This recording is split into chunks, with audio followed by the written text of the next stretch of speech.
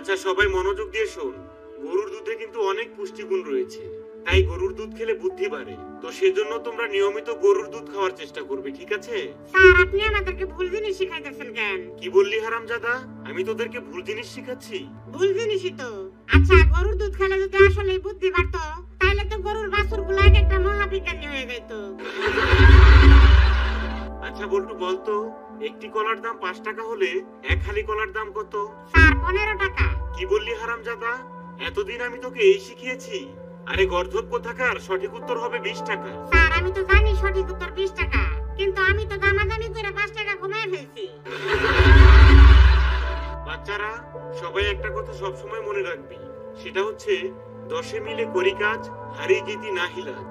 Sir এই কাজটাই তো আমরা পরীক্ষার হলে করতে চাই, কিন্তু আপনার লাগি তো করতে পারি না। কি রে বল্টু, তুই তোর এক চোখ খোলা রেখে আরেক চোখ বেঁধে রেখেছিস কেন? স্যার আপনিই তো বলছেন যে সব সময় ছোট বড় সবাইকে এক চোখে দেখতে। আচ্ছা সবাই মনোযোগ দিয়ে শোন, আজকে আমি তোদেরকে মানুষের শরীরের কিডনি সম্পর্কে পড়াবো। আসলে কিডনি হচ্ছে এমন একটা জিনিস যেটা আমাদের শরীরে ফিল্টারের মতো কাজ করে। আচ্ছা স্যার ওইটা কি পানির ফিল্টারের মতো কাজ করে? হ্যাঁ অনেকটা ওইরকমই।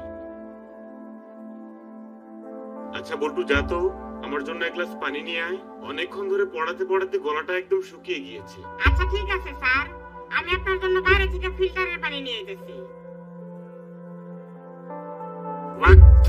কিরে তুই না বললি ফিল্টারের পানি নিয়ে আসবি, কিন্তু এই পানি এরকম বাজে গন্ধ আর নোনতা নোনতা লাগছে কেন? স্যার আমি তো আমার নিজের কিডনিতে ফিল্টার হওয়া পানি খাওয়াইছি আপনারে। আচ্ছা বল্টু বলতো, বানর আর মানুষের মধ্যে পার্থক্য কি? স্যার বানরের লেজ থাকে পিছনের দিকে আর মানুষের লেজ থাকে সামনের দিকে। আচ্ছা বল্টু বলতো, একজন শিক্ষক আর একজন সাধারণ মানুষের মধ্যে পার্থক্য কি? এই তো স্যার, একজন সাধারণ মানুষ হঠাৎ করে অনেক বড়লোক হলে যেমন ভুলে যায় যে সেও এক সময় গরিব ছিল, ঠিক তেমনি একজন শিক্ষকও পরীক্ষার হলে গার্ড করলে ভুলে যায় যে সেও একদিন ছাত্র ছিল।